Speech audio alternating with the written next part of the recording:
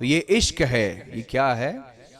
حضرت ابو بکر صدیق رضی اللہ تعالیٰ عنہ، آپ نے اجازت چاہی یا رسول اللہ مجھے اجازت دیں میں کافروں کے سامنے کھڑا ہوں اور اسلام کا تعارف کراؤں اور حضور آپ کا تعارف انہیں کراؤں، آپ کی شان ان کے سامنے بیان کروں۔ حضور نے فرمایا اجازت ہے۔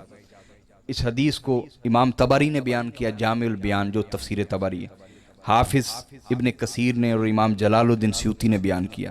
اب جیسی آپ کھڑے ہوئے اور اللہ اور اس کے رسول کی طرف دعوت دی، حرم کے اندر سرکار بھی ساتھ موجود تھے، حضور بیٹھے ہوئے تھے، حضرت ابوبکر صدیق کھڑے ہو کے حضور کی طرف دعوت دے رہے ہیں، تو ان بدبختوں نے آپ پر حملہ کیا اور اتنا شدید حملہ کیا، زد و کوب کیا، آپ کو مارا، گستاخیاں کی، بے ادبیاں کی، یہاں تک کہ آپ ان کے سامنے زمین پر گر پڑے اور انہوں نے سمجھا کہ شاید جان نکل گئی ہے، اپنی طرف سے مار دیا انہوں نے۔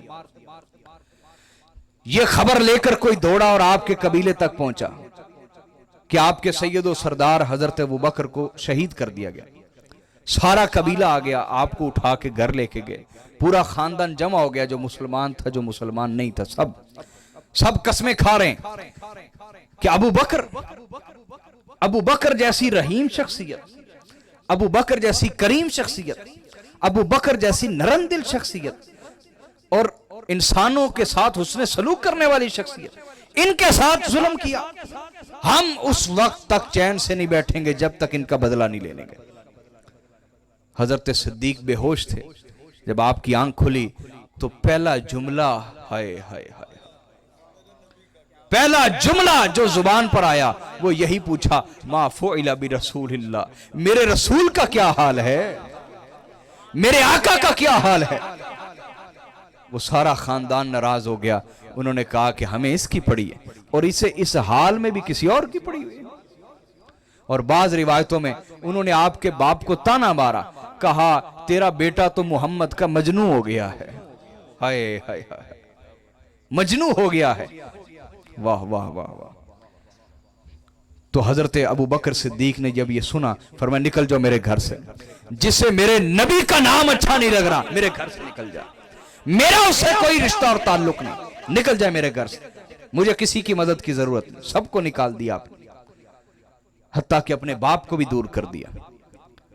آپ کی والدہ رہ گئیں، اب وہ رو رہی تھی، کہا بیٹا کچھ دوائی پی لو، کچھ کھا لو، کچھ پی لو۔ کہا اماں جان مجھے اللہ کی قسم ہے میں اس وقت تک نہ کھاؤں گا نہ پیوں گا جب تک اپنی آنکھوں سے اپنے آقا کو نہیں دیکھ لوں گا۔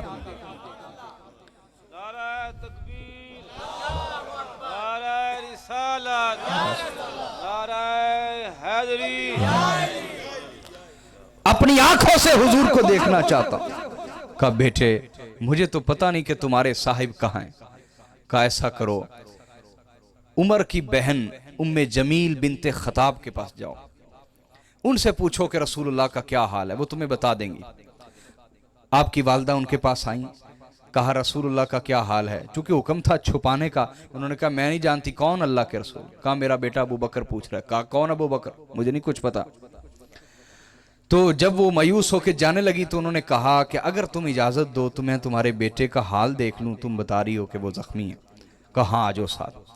جب وہ ساتھ آئیں اور حضرت ابو بکر کو اس حالت میں دیکھا تو وہ رو پڑی، جذبات پر قابو نہ رکھ سکی۔ کا صدیق جیسی نرم دل شخصیت، مہربان شخصیت، کریم شخصیت کے ساتھ یہ ظلم کیا۔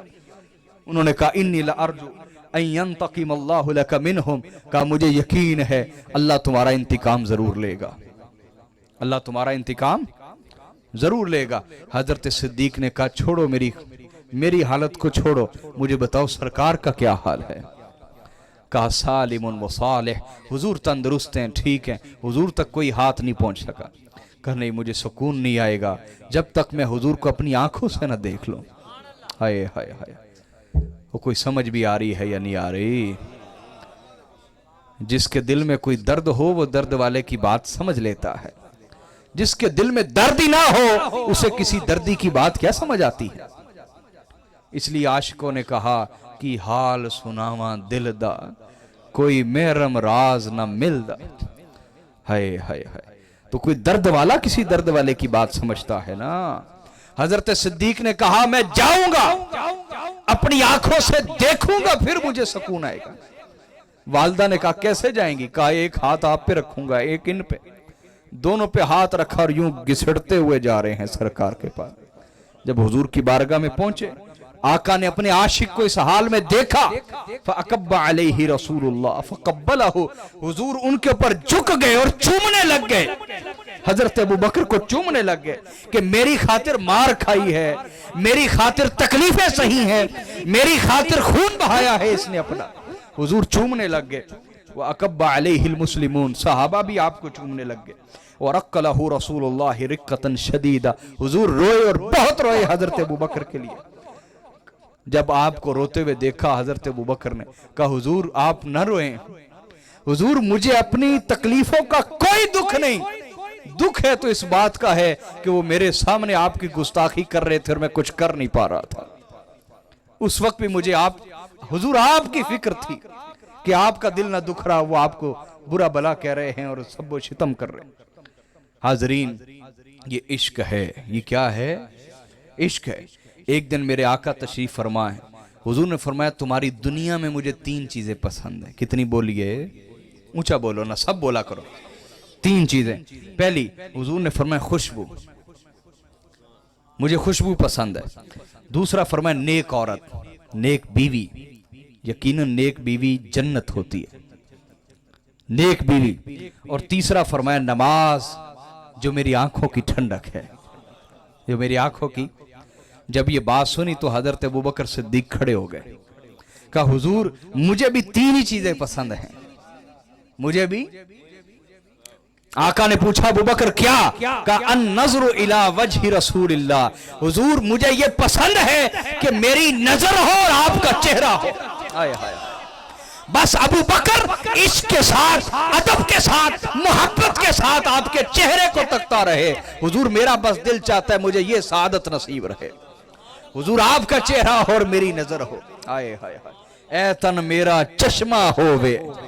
آئے ہائے، چشمہ آنکھ کو کہتے ہیں، چشمہ پانی والا بھی ہوتا ہے، آنکھ کو بھی چشمہ کہتے ہیں۔ اے تن میرا چشمہ، پورا جسم ہی آنکھ بن جائے۔ اے تن میرا چشمہ ہووے تے میں مرشد ویکھ نہ رجا ہو، لو لو دے مڈ لکھ لکھ چشمہ، ایک کھولا ایک کچا ہو، تے اتنا ڈٹھیا منو صبر نہ آوے، تے ہور کدے ول بجا ہو۔ آئے ہائے ہائے، آگے کیا ہے؟ مرشد دا دیدار وے باہو، سانو لکھ کروڑا حجا ہو۔ اللہ،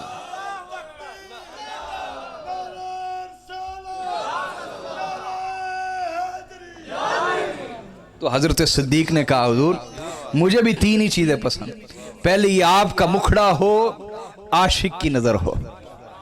دوسرا کہا وَإِنفَاقُ مَالِي عَلَى رَسُولِ اللَّهِ، حضور دوسری چیز پسند یہ کہ مال میرا ہو اور حضور خرچتے آپ چلے جائیں، حضور میرا مال ہو اور آپ خرچتے چلے جائیں، خرچتے چلے جائیں۔ آئے آئے۔ اور تیسرا، بھئی سرکار سے محبتیں بڑوں بڑوں نے کی، لیکن حضرت صدیق کے ساتھ حضور کی محبت ایسی تھی کہ حضرت ابوبکر کے مال میں سے حضور یوں خرچ کرتے تھے جیسے اپنی جیب سے خرچ کرتے ہیں۔ حضرت ابوبکر کے ساتھ کوئی ادار نہیں تھا سرکار کا، کوئی ادار۔ آئے ہائے ہائے، ایسا عشق تھا کہ دوسرا میرا دل یہ چاہتا ہے۔ اور تیسرا کا وَإِن يَكُونَ ابْنَتِي تَحْتَ رَسُولِ اللَّهِ، حضور آپ کی زوجیت میں، آپ کی خدمت میں میری بیٹی ہے، اس سے بڑی مجھے کوئی سعادت نہیں چاہیے۔ میری بیٹی کو آپ نے زوجیت میں قبول فرما لیا، میری بیٹی کو اپنی خدمت میں قبول فرما لیا، حضور یہ میرے لیے سب سے بڑی سعادت ہے۔ آئے